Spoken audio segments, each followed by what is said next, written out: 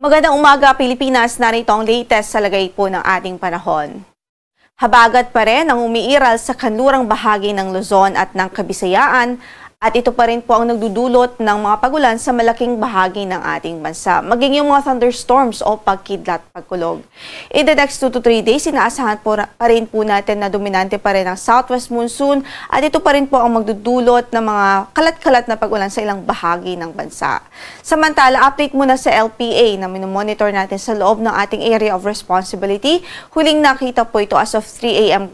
Kanina sa layong 1,190 kilometers east-northeast tuyan ng extreme northern Luzon. So medyo may kalayuan na po ito sa ating landmass at sa kasalukuyan wala na po itong any effect o direct effect sa anumang bahagi ng ating bansa.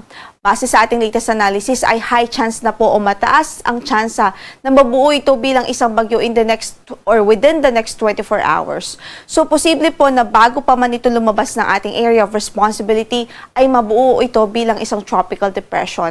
At kung sakaling mabuo man po ito bilang isang TD o tropical depression bago po ito lumabas ng ating bansa, ay ito po ang magiging unang bagyo sa buwan ng Setyembre at papangalanan po natin itong si Bagyong Kiko.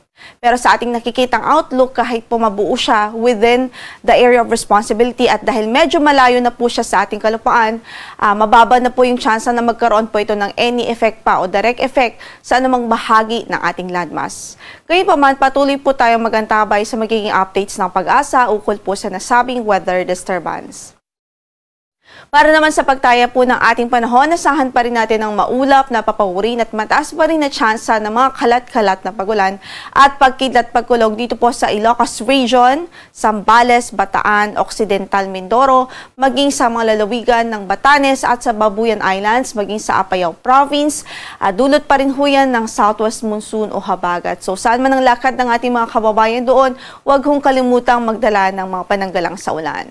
Samantala sa natitirang bahagi ho ng Luzon, asahan natin ang bahagyang maulap hanggang sa maulap na papawirin at may tsansa pa rin ho ng mga localized thunderstorms in the afternoon or evening, kaya't wag pa rin kung kalimutang magdala ng payong.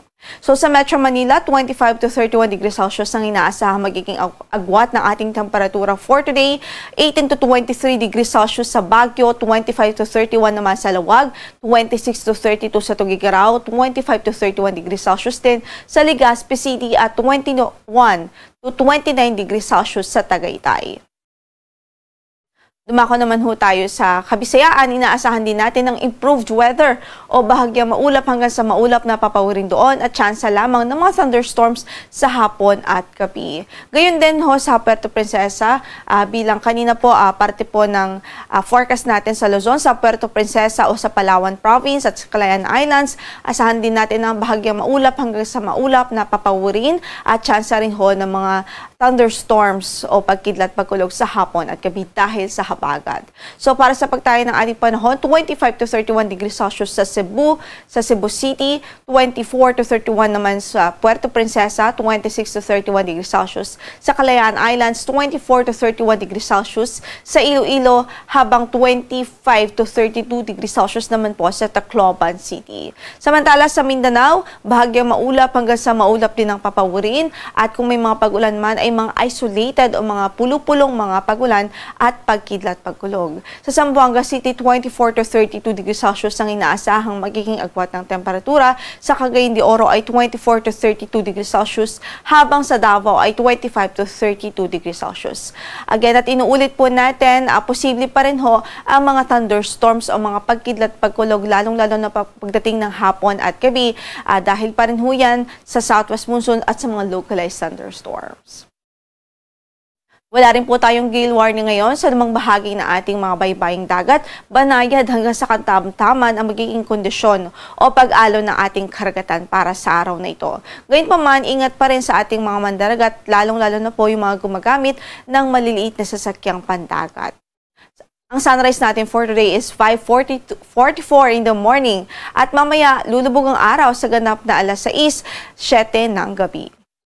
Yan ang latest mula sa Pag-asa Weather Forecasting Center. Ito po si Lori de la Cruz Galicia. Magandang araw po.